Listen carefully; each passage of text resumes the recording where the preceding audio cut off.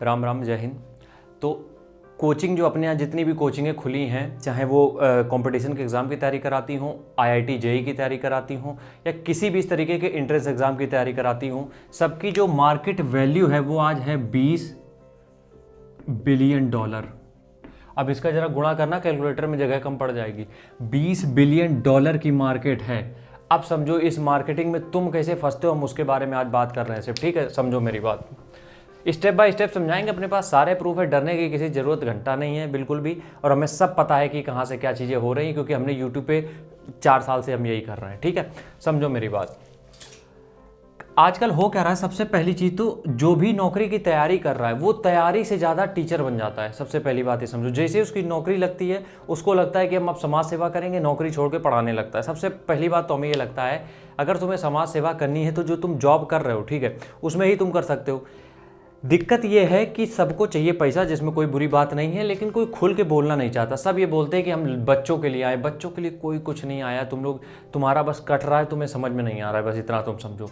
क्यों आएंगे वो तुम्हारे लिए? दिक्कत ये है कि वो जब आते हैं अपने बारे में ये बताते हैं कि हमने टेबल लैंप में लगा के पढ़ा है, हमने ये करके पढ़ा है, तो तुम लोग भी ऐसा कर सकते हो, तो तुम लोग मोटिवेट हो जाते हो। और ये फालतू का मोटिवेशन है, किसी काम का नहीं है।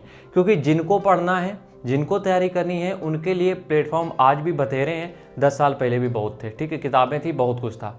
तो ये कोई बोल के मत आओ कि नौकरी छोड़ के यहाँ समाज सेवा करने आ रहे हो। नौकरी करते उसमें अगर 100% देते तो ज़्यादा बेहतर हो जाता।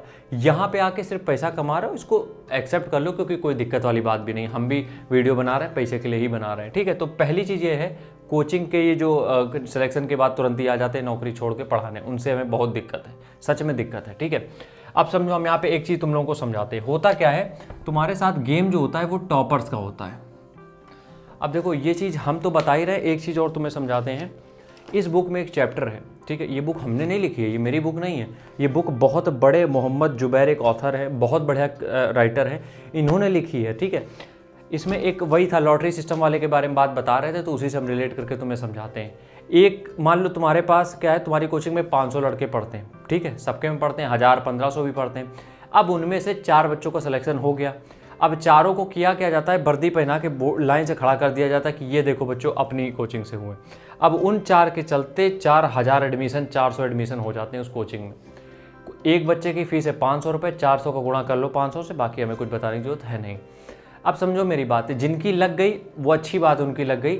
लेकिन इन 4 को दिखा के जो इतने लोग बैठे हो, इनमें से सबकी होने की प्रोबेबिलिटी सिर्फ 1% है कि किसी का सिलेक्शन होगा। उसकी जो प्रोबेबिलिटी है वो 1% है। किसी को डीमोटिवेट नहीं कर रहे हैं भैया, जिसको नौकरी की तैयारी करनी वो करेगा, उसको मेरी बात का फ़र्क नहीं पड़ना चाहिए। ठीक है, लेकिन अगर तुम्हारा मन नहीं, हम बस इतना समझाना चाह रहे हैं, अगर मन नहीं है तो ये दिखावे को लेके कि वर्दी पहन के आगे वो मत करो। फिर तुम्हें तैयारी करने की जरूरत कतई नहीं है। तुम्हें जो फील्ड में मज़ा आ रहा है वो करो। ठीक है, अभी बीच में एक स्कैम चला था टॉपर्स का, कि पहले तो तुमने सुना होगा विधायक खरीदे जाते हैं, ठीक है, तुमने सुना होगा सांसद खरीदे जाते हैं, विधायक खरीदे जाते हैं, बीजेपी खरीद लेती है कई जगह से सांसद।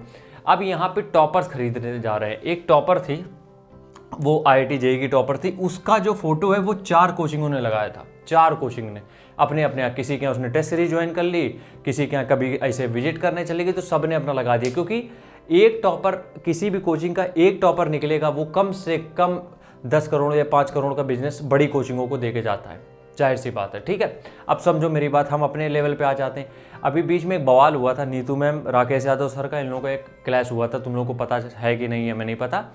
एक लड़की जो टॉपर है वो ऑल इंडिया रैंक 1 लाई है।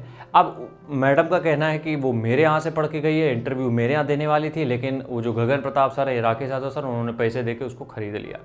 देखो, टॉपर्स की भी कोई दिक्कत नहीं, उसने अब अपनी मेहनत से टॉप किया तो उसको पैसा मिला, उसको कोई दिक्कत नहीं। हम बस इतना समझा रहे हैं, टॉपर को खरीदने की क्या जरूरत थी? अगर आप इतना अच्छा पढ़ाते हो, सब सेलेक्ट हो ही रहे, तो टॉपर खरीदने की क्या जरूरत थी?